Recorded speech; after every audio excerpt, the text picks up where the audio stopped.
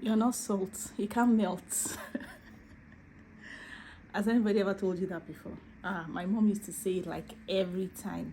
You're not salt, you can't melt. In fact, I remember there was a day she was trying to cook and I think she ran out of Maggi or something. And she's like, Ruth, go and get me Maggi from, the neighborhood. And I'm like, Mommy, it's raining. And she's like, no, you're not salt, you can't melt. Go get me what I sent you to do.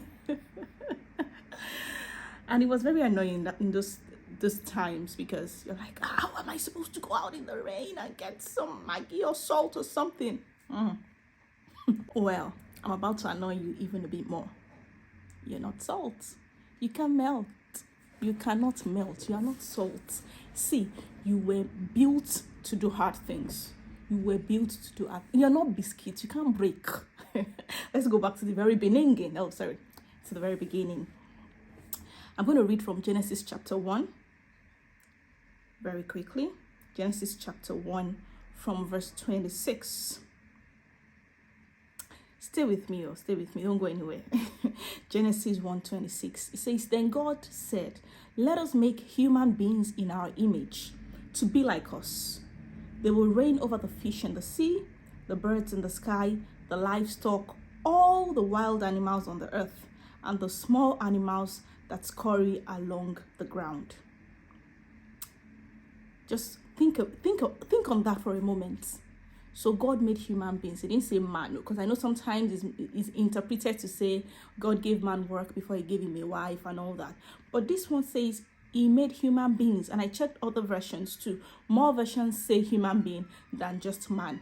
And besides, most times when the Bible says when the Bible says man, we know that it's referring to both man and woman. When they say man shall not live by bread alone, they're referring to the male gender. No. Anyways, so this version says God said, let us make human beings in our image, and they will do what? They will reign over the fish in the sea, the birds in the sky, the livestock, all the wild animals on earth, and the small animals that scurry along the ground. So that was their responsibility. That was their task, to govern over all the animals, both on land, in water, in the sky. Have you ever had a pet before? I remember I bought a fish for my daughter a while back. Just one fish. That fish did not use 2 weeks. It died because we forgot to feed it. How much more not being in charge of all the animals in the entire world at that time, in the garden, all the animals in the garden, all of them, the lion with its anger, the elephant in his ways, the cheetah with its speed, all the animals were in charge. Do you think that was small work? That was hard work. And God made human being to be suitable for that manner of work. So you were built to do hard things. And don't get me wrong, right? I'm a soft life girl. I'm a soft life girl, totally. But guess what soft life doesn't mean? Soft life does not mean laziness. Soft life does not mean mediocrity. Soft life does not mean a sedentary lifestyle. And most of our work these days is sedentary. So we are sitting behind the computer. We are working. We are not necessarily doing active physical work, which we were built to do. Right?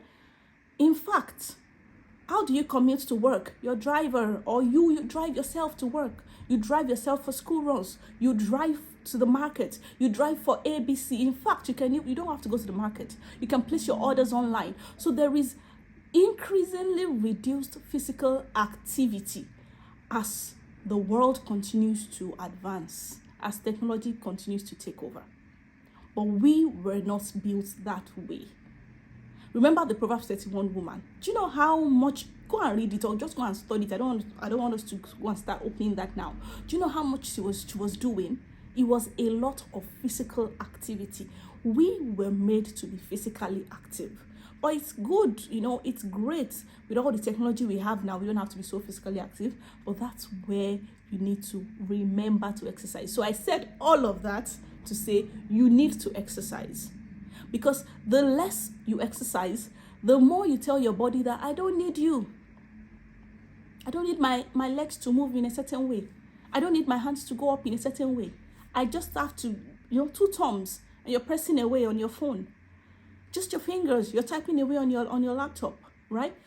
You are telling your body, I don't need these other parts. And that's why exercise is extremely important. You need to intentionally integrate exercise into your life, because we're getting more sedentary by the day, and that is not what soft life is. Exercise. Don't say na fata no keep person. Don't say I'm tired. Most of the times we are more mentally tired than we are physically tired, right? So please, this is your reminder. This is a cue to make sure that you exercise every day. 20 minutes 4 times a week is a good place to start. Start with 10 minutes every day. Start small. Start wherever you are. Start anyhow you want to start.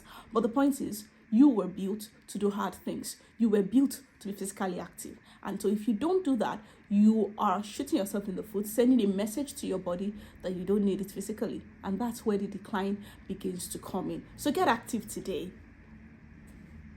A healthier you begins with you. I will never forget to say that. Bye.